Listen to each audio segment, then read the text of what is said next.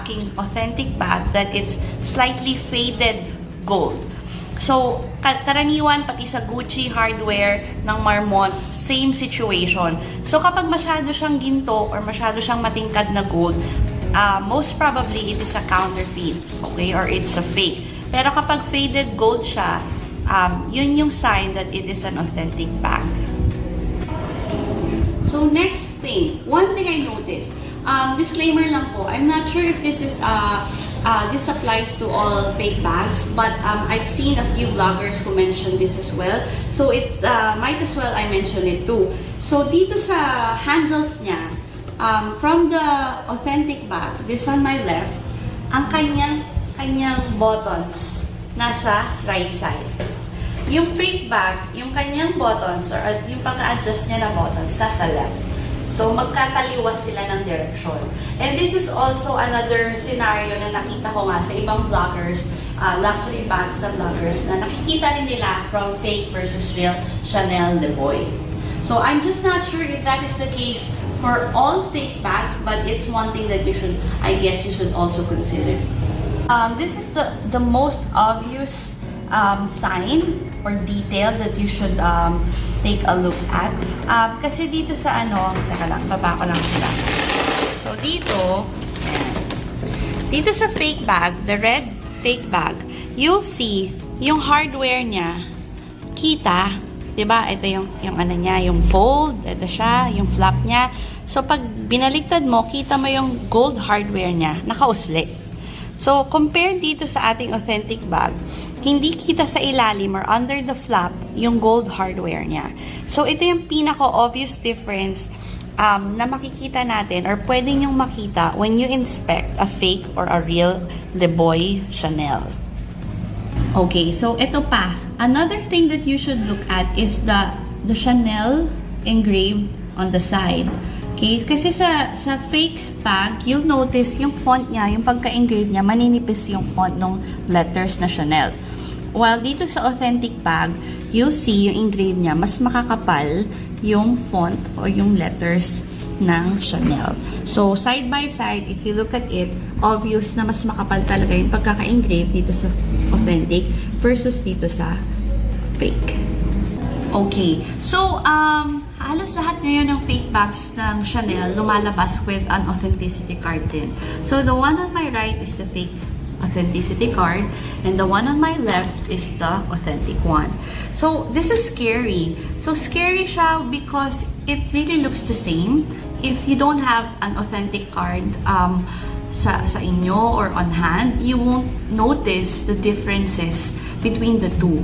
So, it's easy na makapanloko or maniwala that the fake authenticity card is real. So, this is really scary. But let me just show you the differences. So, very, very slight lang naman. Ang difference nila is the font size. Okay? Yung itong part na to, yung itong section na to, wherein there's a paragraph right there.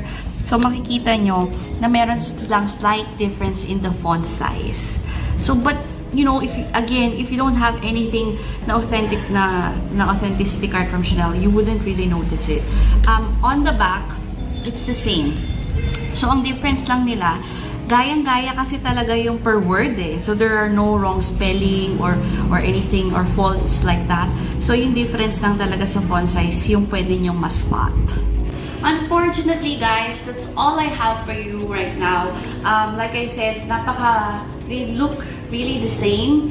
So, konting-konti lang yung mga differences na pwede nyong ma-spot. And sad to say, na marami rin talagang naloloko na mga buyers when they're buying Chanel bags. So, I guess we all just need to be careful when purchasing second-hand or pre-loved Chanel bags. And if you are in doubt with the bag that you got, please don't hesitate to have it authenticated by your preferred authenticators because hindi nga barya yung ginagastos natin sa ating mga bags. And this should be our investment. And yun, para hindi tayo maloko. Okay? So, I hope somehow you learned something about this video. And if you have any questions with the details and all that, you can just comment on the comment section below. Thank you again for watching my vlog, and I hope to see you guys later. Bye! look at if for some reason someone ends up looking at the back of my bag. Oh, it's getting so good. I stumbled upon this one when I went thrifting. Never even revealed this bag before, so hi, hello, this is my mini Lady Dior. I have fallen in love with the Lady Dior style in 2022. So I do have a few of this style, but this one is my absolute favorite Lady Dior that I own, made with lizard and gold hardware. I actually added this little lock. It didn't come with it, but I just thought it would be super cute next to the Dior charm. This is also my only colorful bag in my favorites. I don't have too many colorful bags, but I do know that it's important to have some pop of color in your collection. Mini bags have my heart. I don't put a lot inside of my bag, so that's why I can get away with using mini bags. I typically just carry my phone, my keys, and then a card holder. I don't even have like a full-size wallet, just because I love the versatility of having a little mini bag on my arm. Maybe if I lower the lighting, you can get a better idea. It's like a beautiful purpley plum. Goodness, it's just so good. We're getting down to the final 3, and this is so hard. My buttons on this side have been unbuttoned this entire video. Isn't it so cute though? It has little heart buttons. Okay, let me button this. I bought my dream bag in 2022. I've always dreamed of owning this exact bag for years. Like, ever since I was a teenager, this was the dream bag that I wanted to own someday. This piece is just really special on its own. I'm surprised this isn't my #1. It is a Chanel small classic caviar double flap. She's vintage. The vintage one was my dream bag because it's made with 24 karat gold plated hardware. When I sourced her, I got so choked up. I'm like, is this real life? Like, did I really just find my dream bag? That is what she looks like. I love the small size, by the way, because like I said, I don't really put a lot in my bag, so I can get away with a small being the perfect size for me. I did use it as a crossbody quite often as well with like a trench coat. I thought it looked fabulous. Whenever someone asks me like what's a good investment bag, I always refer to the Chanel Classic Flap because it's so crazy how much this has increased in price over even the past 5 years. Even me buying it vintage, this bag has already increased in value since I got it in July. The final 2, oh, it's so hard. I can't decide which one to show you. If you've been following me on my Hermes journey, first off, I've started to fall so in love with Hermes in 2022. I don't think I'm an Hermes connoisseur in any way, but I've definitely been educating myself with the different types of leathers, craftsmanship, things like that, because I did start my Hermes journey in 2022 back in June. If I was to hit 100,000 followers on my social media, then he would buy me an Hermes bag. He was the one that made that bet. you guys came through because 24 hours later, we hit 100,000 followers. We went to Hawaii this year and we went to the Hermes store because we were gonna try shooting our shot and see if we can get the dream bag. Basically, you have to be invited to like purchase a bag. You're not able to just buy a bag in the store. We got a few things that we really loved. I have an Hermes haul that's in my shorts, by the way, if you do want to check it out. We did get an offer. It was really exciting because we got to go into the private room. I now tie this piece to our trip in Hawaii. This is an Hermes Constance slim compact wallet in the exotic Niloticus lizard and rose gold hardware. Really cool that it comes with an additional little pouch. I actually bought this like little lizard belt that matches with it so I could wear it as a belt bag. I'm just like looping it through the back. As a belt bag, this is what she looks like on. I think it's so cute. I bought a vintage Hermes strap so that I could use her as a bag. I just loop the strap underneath the flap and she's a little mini Constance now. This is what she looks like on. I love her this way. Even though this technically isn't a bag, I love how versatile this piece ended up being. That's why she made it into my top 2 of my favorite designer bags purchased this year. My absolute favorite bag that I purchased this year. It is this guy. She is a Chanel lambskin double turn lock briefcase bag. Funny story, I was planning on selling her in my shop. Like literally that day, I got so many messages of people saying, you should keep it. And so I listened to them and I kept it. First off, this is a super rare bag. I saw this going on the resale market for like $15,000. I absolutely love the fact that it has 2 turn locks. It's so unique and so rare. It's the type of bag that I would be eyeing if I saw this out in public. I love to source designer bags that are a little bit harder to find, a little bit more rare, things that you typically wouldn't see out in public. So you could wear her like this, as like a long shoulder bag. The way I typically use her is actually as a top one. The next bag is the oh so classic Miss Speedy 25 in the monogram. If you are a bag collector, then you obviously have to have this bag in this collection, right? Because it's classic. This was made just for Audrey Hepburn in this size, and I love the history behind this bag. So this is what she looks like. There's the little lock. I don't like how the locks on the Speedies like tarnish after a while. Like if you look at it, it's a lot more brassy than when I first got it. And I don't have an organizer in this because I honestly love it when it gets really slouchy, when there's stuff in it. So I love it, and I do carry this with my pochette métis straps. It's beautiful with that. And initially I did buy this in the bandolier version.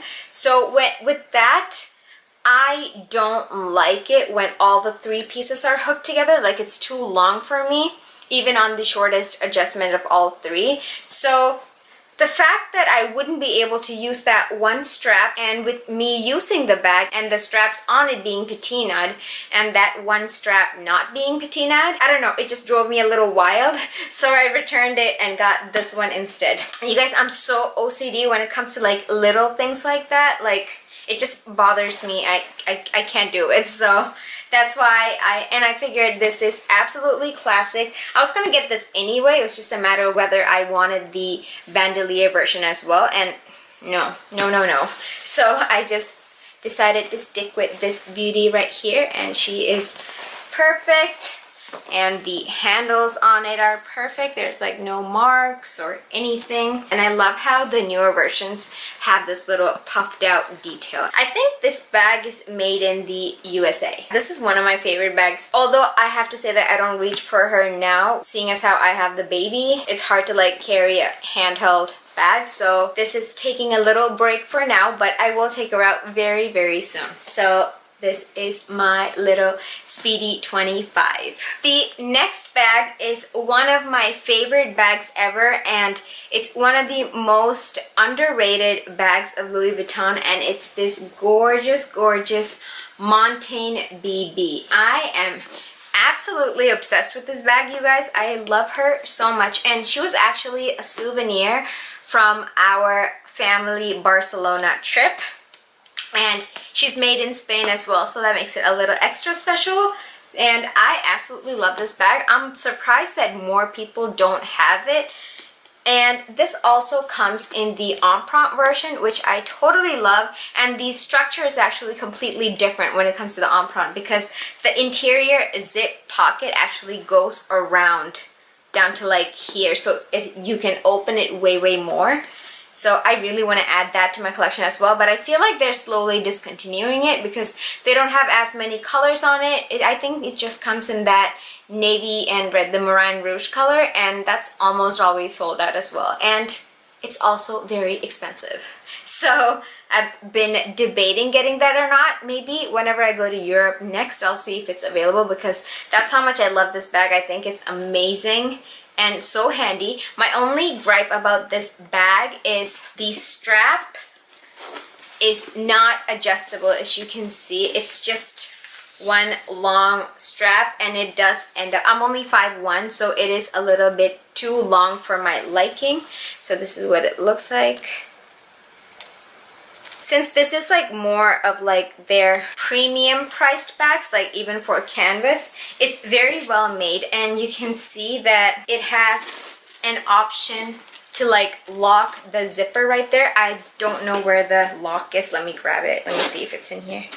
It should be, yes, perfect. So I do have the lock in here, and it's perfect. So just to show you guys the comparison between this lock and the Speedy's lock. So this is the Montaigne's lock, and the Speedy's lock. Do you see how brassy that is? I wish all of them came with this nicer lock. I think we took that trip in 2017 and this lock is still perfect, and I do believe I got this Speedy after that, so that's saying something. So I totally do wish Louis Vuitton stopped doing that and put this lock on all